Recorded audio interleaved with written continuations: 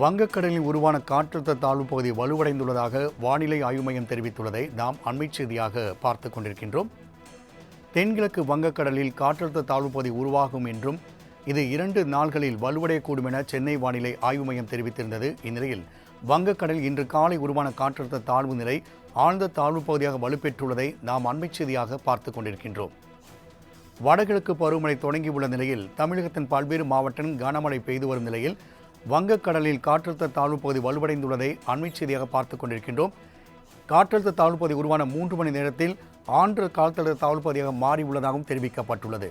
இதனால் அடுத்த 24 மணி நேரத்தில் வட தமிழ்நாடு, தெற்கு ஆந்திர கடலோர பகுதியை சேர்ந்த ஆழ்ந்த காற்றழுத்த தாழ்வு பகுதி நெருங்கும் என்றும் தெரிவிக்கப்பட்டுள்ளது.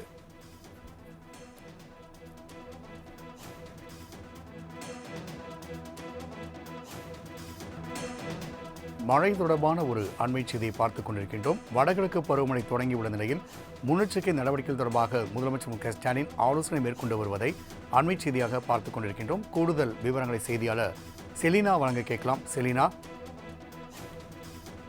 தற்போது நம்முடன் நந்தினி இணைகிறார். வணக்கம் நந்தினி. வடகிழக்கு பருவமழை முன்னெச்சரிக்கை நடவடிக்கை தொடர்பாக முதலமைச்சர் இந்த ஆலோசனை கூட்டம் குறித்தான கூடுதல் விவரங்களை பதிவு செய்யலாம்.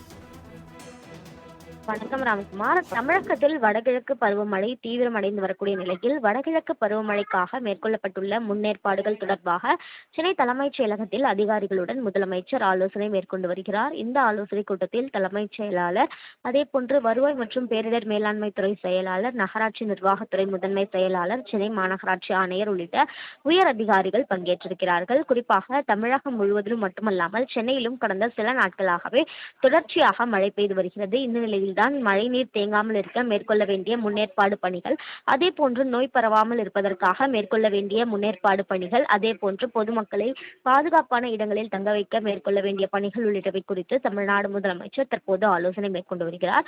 சென்னை மட்டுமல்லாமல் பார்த்தோம் என்றால் பல்வேறு மாவட்டங்களிலும் தொடர்ச்சியாக மழை பெய்து வரக்கூடிய நிலையில் அந்தந்த மாவட்ட ஆட்சியர்களுடனும் காணொலி காட்சி வாயிலாக முதலமைச்சர் ஆலோசனை மேற்கொண்டு வருவதாக தெரிவிக்கப்பட்டிருக்கிறது. இந்த ஆலோசனை கூட்டத்தில் ஒவ்வொரு மாவட்டத்திலும் மழை நீரால் ஏற்பட இருக்கக்கூடிய அந்த நிலவரங்கள் என்னென்ன, அங்க மேற்கொள்ளப்பட்டிருக்கக்கூடிய முன்னேற்பாடு பணிகள் என்னென்ன, குறிப்பாக பொதுமக்களை பாதிக்காத வகையில் மேற்கொள்ள வேண்டிய நடவடிக்கைகள், நிவாரண முகாம்களை தயார் நிலையில் வைப்பது, மருந்துகள் கையிருப்பு வைப்பது உள்ளிட்டவை குறித்து பல்வேறு அறிவுறுத்தல்களை வழங்குவார் என எதிர்பார்க்கப்படுகிறது.